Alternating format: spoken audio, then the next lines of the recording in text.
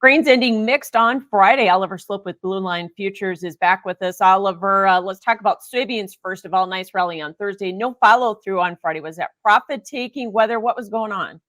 Yeah, just the lack of follow through, I think, was a big disappointment after breaking out above that 50-day moving average with some serious conviction, something we haven't done for quite some time. I think you have to go back to December to see that. And the lack of follow through, I think, just encouraged a little bit more profit taking from any recent dip buyers ahead of the weekend. On top of that, you also have April options expiration that may have played a role in things. A lot of times, going into options expiration, you tend to see some of these markets gravitate towards those psychologically significant round numbers, $12 kind of being the number to look at there. So all in all, I don't know that there's a whole lot to take home in terms of Friday's trade. So wheat was able to close higher on Friday, despite the fact that we had a sharply higher dollar index. And so, why do you think we were able to turn? Yeah, wheat, it really had no reason to rally, but it did. And we often refer to that as a fundamental rejection. You mentioned the stronger dollar. We had sharply higher trade in the US dollar at the last 2 days of the week. We had very disappointing export sales, but the market was able to rally. So potentially we kind of had a purge of bad news and had some short covering into the end of the week, which I think is really encouraging. Seasonally, if you kind of zoom out, I wouldn't be surprised to see us continue to chop around a little bit more. But that should present some great opportunities, I think, for traders and hedgers on both sides of the market. Corn seemingly getting stuck between the lower soybeans and the higher wheat market. But if you look at a chart, corn has been pretty sideways here, hasn't it? It has, and I think corn has probably been the most constructive. It has shrugged off a lot of the volatility we've seen in some of these other markets. As with the soybean market, we got out above the 50-day moving average for the first time since December and Thursday's trade, and the market's trying to carve out higher highs and higher lows, and I think it so far is succeeding in doing that. In order to mark higher lows, I think we need to see 442 to 444 in that July contract hold. That was previous resistance and the recent breakout point above the 20-day moving average a couple weeks ago. So that's now going to be support. And that also happens to be where the 20-day moving average is at right now as well. So I think if we can continue to kind of stair step our way higher, we can get back to some good levels for producers to take a look at for that old crop contract. And looking at the new crop December contract, I think we get up near $4.90 to $5. I think there's going to be some great opportunities as well. Absolutely. So you mentioned end of the month and end of the quarter, Oliver, as we go into that time period, especially with the funds as short as they are in all of the grains. Do you anticipate we're going to see a lot of short covering or short profit taking?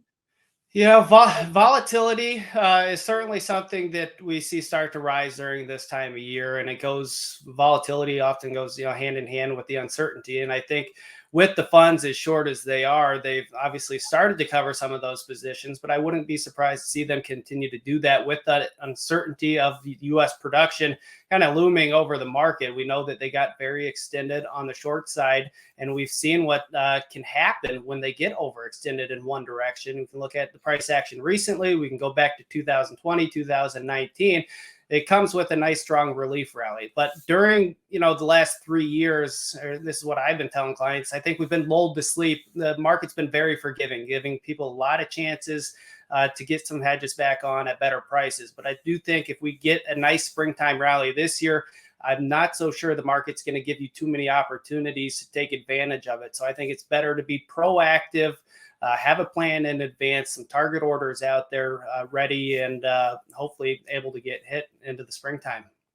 Yeah, you mentioned weather early on as kind of a driver, but we don't have a lot of risk premium in these markets in the grains, do we? Yeah, not a ton of risk premium. And looking at this week's updated drought monitor, there are some concerns over most of Iowa and into Minnesota as well, looking at subsoil moisture, looking at drought conditions, and then looking at the National Weather Service's 3-month outlook. They're showing kind of above normal temperatures with near normal to below normal precipitation levels. And with Iowa as dry as it is right now, if that plays out, that could potentially spur a little bit more short covering, give us the rally that we need for these producers to get some protection on at better prices. Now, obviously, I grew up in Nebraska, so I know that predicting weather just a couple days out is hard enough as it is. So 3 months out is certainly a tall task, but we always say, yes, it seems kind of silly to look that far out, but I like to use the Wayne Gretzky approach.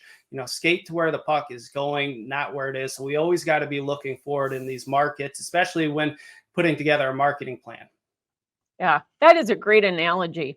Let's talk about the reports. You mentioned it earlier, but USDA basically saying we may have almost 4 million more acres of soybeans, about 3.5 million acres less corn. But what are you expecting to see, and what is the trade already factored in? Well, we've seen some analysts come out with estimates, survey-based estimates, and we've seen some estimates over 93 million acres. I wouldn't be surprised to see something close to 93 million acres. We've heard a lot of jawboning back and forth. Some farmers may be holding back on corn. Some may be planting more and trying to out-yield it. But I think that's really going to be the big ticket item in next week's trade. My concern is that we plant anywhere close to 93 million acres, whether pans out throughout the Corn Belt and we come in with a trend line yield. I think that doesn't, bode well for prices, especially with the balance sheet that we have right now. So again, kind of going back to what I had mentioned earlier, I think it's really important this year, maybe more than ever, certainly more than the last couple of years, to have a plan in advance and be proactive on things and not really be paralyzed just waiting for higher prices. You need to have a plan of action in place this year. And what about the cattle market? Another reversal on Thursday, despite the fact that we had some record cash trade. How concerned are you about that? Well, the volatility started to pick up in the cattle market on Thursday. We heard the 188 was being passed on in Texas, and they were asking 190, and then 188 traded. So we did see some volatility there.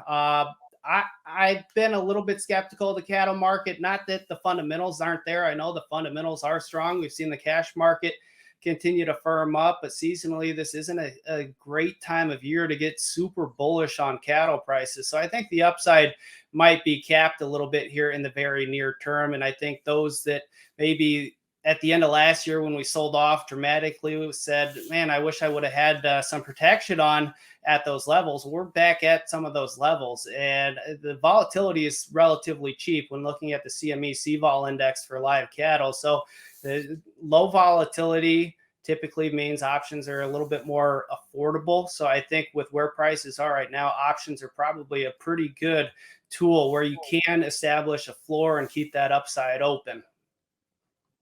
Hogs, what do you think there? The funds really pushed this thing maybe beyond expectations, especially in the back months with the premiums.